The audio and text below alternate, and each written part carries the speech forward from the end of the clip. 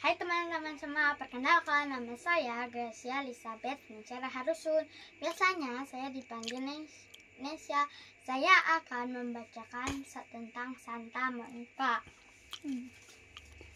Monica dilahirkan pada tahun 3031 di Tagaste, Algeria, Afrika Utara dari keluarga Kristen yang taat. Leluhurnya bukan penduduk asli Afrika, tetapi perantauan dari Venesia. Monica dinikahkan dengan Patricius, seorang pegawai tinggi pemerintah kota. Mereka dikarunia 3 orang anak, yaitu Agustinus, Navigius, dan Perpetua, yang kelak memimpin biara.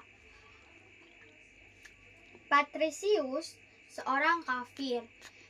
Ia bertabiat buruk, suka naik pitam, dan sering menertawakan usaha keras Monica untuk mendidik Agustinus menjadi pemuda Kristiani. Meskipun demikian, Monica tidak pernah membantah ataupun bertengkar dengan suaminya. Tak henti-hentinya ia berdoa agar suaminya dan putranya segera bertobat dan menerima Kristus. Pada tahun 371, Patricius meninggal. Mendekati jalannya, ia bertobat dan meminta dibaptis. Bahkan ibu Patricius pun juga dibaptis. Sementara itu, Agustinus belum juga mau menjadi seorang Kristen.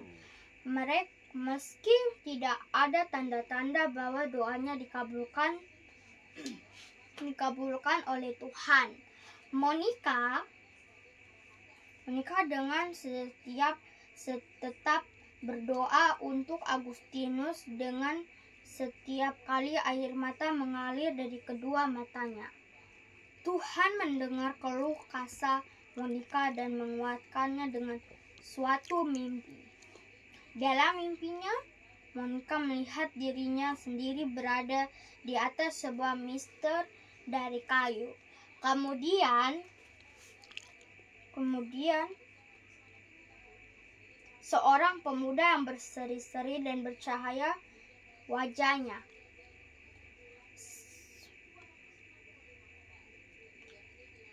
Kata pemuda itu, "Di mana engkau berada?" Ia pun berada. Telah lama waktu berlalu sejak mimpinya itu, namun Agustinus masih juga hidup dalam dosa. Oleh karena itu, Monica terus datang kepada Bapak Uskup memohon-mohon dan mendesak-desak dengan air mata bercucuran supaya uskup mau menengok dan menasihati Agustinus. Lama-kelamaan, uskup menjadi bosan dan kehilangan kesabarannya, sehingga ia berkata, "Pergilah, jangan menggangguku. Demi hidupmu, tak mungkinlah binasa anak sekian banyak air mata itu."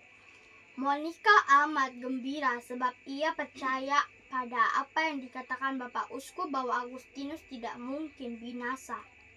Pada tahun 3083, Agustinus bersama Alpius, sahabatnya, hendak berangkat ke Roma dan Milan untuk mengajar. Monica tidak setuju karena waktu itu Roma buruk peradabannya.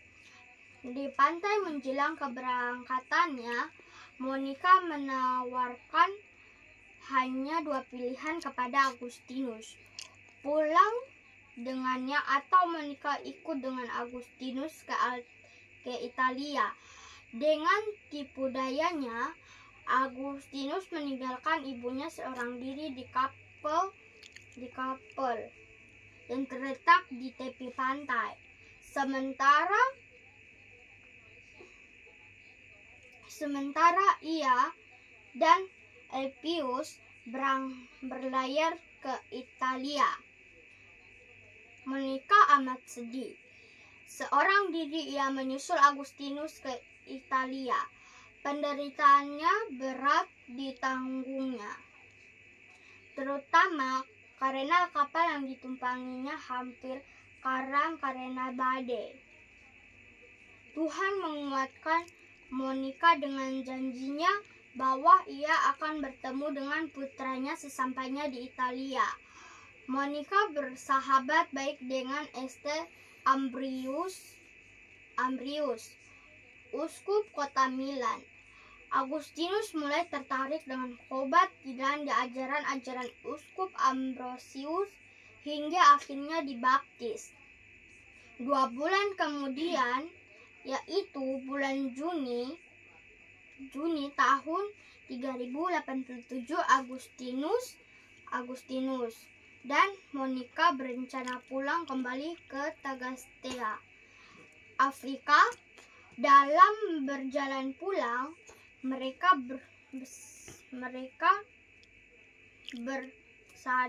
bersandar pada jendela rumah persinggahan mereka. Mereka terlibat dalam pembicaraan yang sangat menarik mengenai seperti apa kiranya kehidupan para kudus di surga. Diliputi rasa bahagia yang amat senang, Monica berkata kepada Agustinus, "Anakku, bagiku tidak ada lagi yang dapat memukauku dalam kehidupan ini. Apalagi yang dapat kuperbuat di dunia ini? Untuk apa aku di sini? Entahlah, tak ada lagi yang kuharapkan dari dunia ini.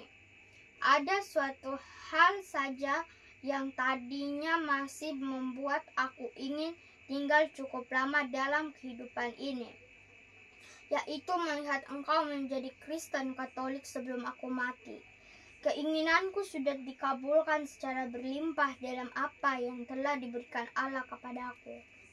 Kulihat kau sudah sampai meremehkan kebahagiaan dunia ini dan menjadikan hambanya. Apa yang kuperbuat lagi di sini?" 5 hari kemudian Monica jatuh sakit.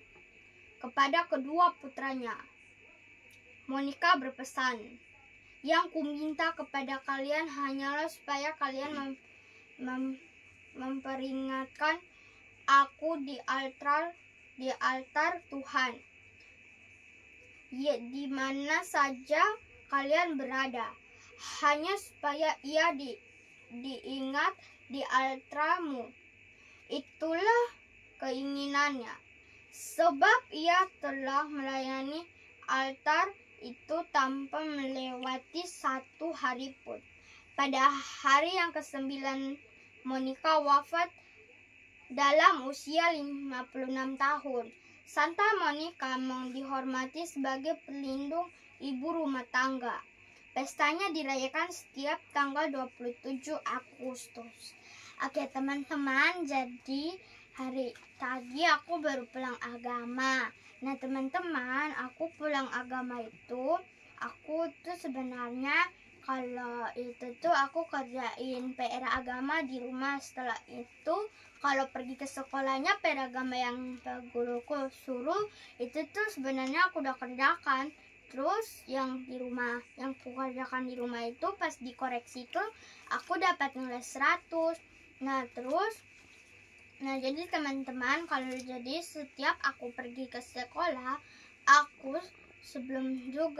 setiap aku pergi ke sekolah, aku naik motor dan mau berangkat dengan bundaku, aku selalu berdoa supaya kalau ada ulangan aku bisa menjawab semua soal.